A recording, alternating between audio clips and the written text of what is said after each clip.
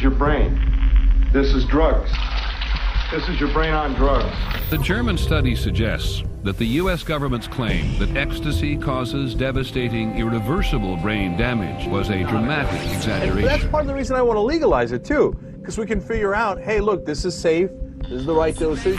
Now, there are people who think it's a bad idea. There are people who think smoking and drinking are bad ideas. Experts warn that just one dose could mess up your brain for life. Researchers at a Norwegian university have looked back at early medical trials of LSD and found evidence it could be used to treat alcoholism. Psilocybin decreases the amount of activity that's occurring, therefore decreasing activities associated with depression.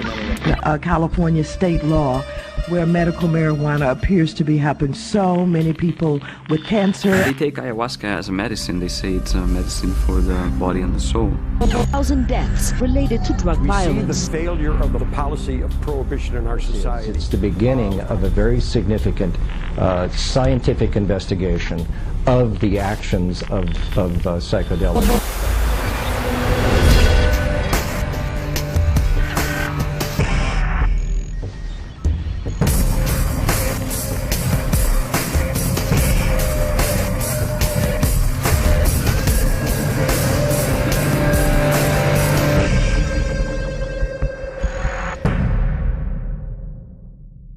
In the popular press, hallucinogens have been portrayed as a recreation, an escape, or a dangerous invitation for abuse. But there is another side to the story. The truth is that more people die each year from using simple pain relievers than from all illegal drugs combined. And of those caused by illegal drugs, the vast majority are caused by street narcotics such as cocaine and heroin. Almost none are due to psychedelics.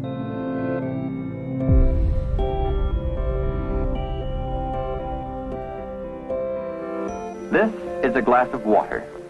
It contains 100 gamma of LSD-25, 1/10 of a milligram. Let us observe the effect some 3 hours later. I can see everything in color. And the dimensions and all the prisms and the rays and everything coming down through you and moving. What does this all mean to you? I've never seen such infinite beauty in my life. There was great hope in the early 50s that LSD was going to revolutionize psychiatry. And in some sense, that hope was not misplaced. In the 1960s, drugs like LSD had moved out of mainstream medicine into recreational use. I think the powers that be to some extent felt that things were getting out of control, so that in the mid-60s there was a move to try and put the lid back in the bottle, to get the genie back into the bottle, to try and restore social control that appeared to be on the verge of breaking down. Anti-war demonstrators protest U.S. involvement in the Vietnam War in mass marches, rallies, and demonstrations. If we're going to be able to prosecute wars in the future, we can't have too many people taking drugs like LSD. When they would take it, they go, wait a minute, why am I supposed to go fight in Vietnam? Exactly, explain to me, what am I doing over there? You're wanting me to kill these other people, but they're just like me, I'm killing a part of me. And you do see out of the box with LSD. You do see past culturally imposed values. You know, the whole goal was to sort of crack open the mind, break away from the constraints of a culture that we felt was inhibiting the human potential, that we might embrace a new realm of possibilities. The upshot, though, was quite extraordinary in that in order to ban a drug, you had to paint it as having extreme dangers linked to it. And the biggest and most convenient danger to use was the idea that you would get hooked. In actual fact, you cannot become physically dependent or get addicted to a drug like LSD. To try to deal with something like this in a straightforward scientific manner is really difficult because you're really dealing with irrational, fear-based reactions that have nothing to do with what the drugs have done in the past and what they can do in the future. It's been 40 years, 50 years, essentially, since all clinical work on psychedelics was shut down. Despite the restrictions on research into LSD, its dramatic effects on the brain had put scientists on the trail of a new and intriguing neurotransmitter called serotonin.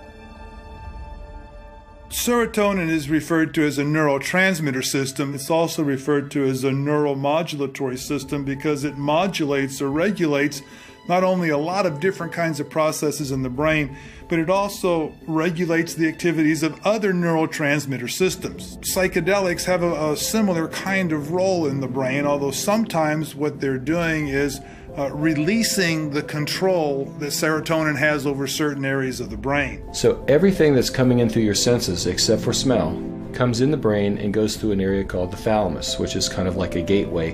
The thalamus decides what gets sent to the cortex. And the cortex, these executive areas, is what puts together your whole sort of gestalt. What is your reality?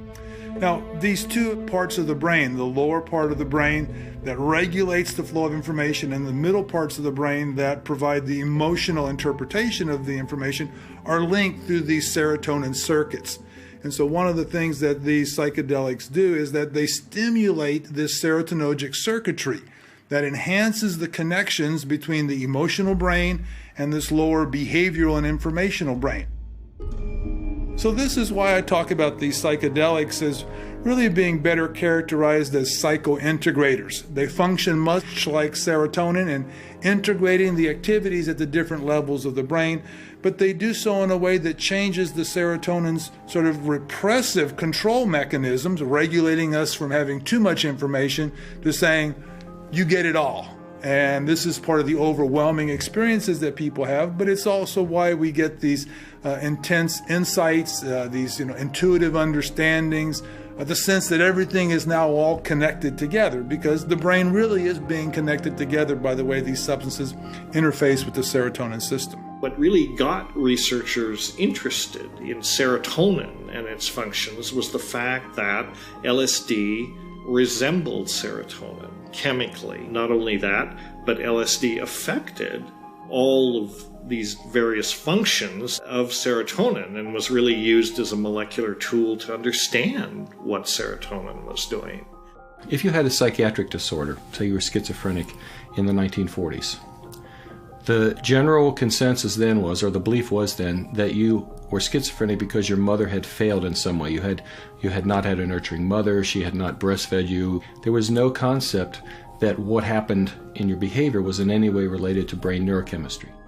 Among these drugs, the hallucinogens, are included mescaline, a chemical taken from the peyote cactus, psilocybin, extracted from a variety of Mexican mushroom, DMT, synthesized from the compound tryptamine, and of course, LSD-25. Albert Hofmann discovered LSD in 1943. Sandoz began to send it out to psychologists and psychiatrists, say, here's something that produces a state like mental illness. You can use it to learn about it, possibly use it as a tool to study mental illness. So serotonin, which principally occurs in the gut, was isolated and identified in about 1948, about 5 years later. LSD was, showed tremendous promise and continued to show promise as a tool in neuroscience.